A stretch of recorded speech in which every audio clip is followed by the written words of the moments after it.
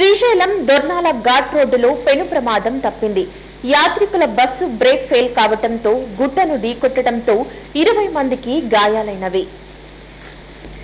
శ్రీశైలం దొర్నాల ఘాట్ రోడ్డులో యాత్రికులు ప్రయాణిస్తున్న బస్సుకు బ్రేక్లు ఫెయిల్ కావడంతో వాహన డ్రైవర్ యాత్రికులను కాపాడటానికి గుట్టకు తగిలించారు.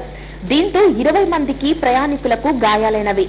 కర్ణాటక రాష్ట్రం సిరిగుప్పకు చెందిన యాత్రికులు మినీ బస్సులో శ్రీశైలం దర్శనానికి రావడం జరిగింది. మార్గ మధ్యలో బస్ బ్రేకులు ఫెయిల్ కావడంతో బస్సు లోయలో పడకుండా తప్పించటానికి ఎదురుగా ఉన్న గుట్టను ఢీకొట్టింది. దీంతో యాత్రికులకు గాయాలైనవి. వైద్యం కోసం దొర్నాల ప్రభుత్వాసుపత్రికి తరలించారు.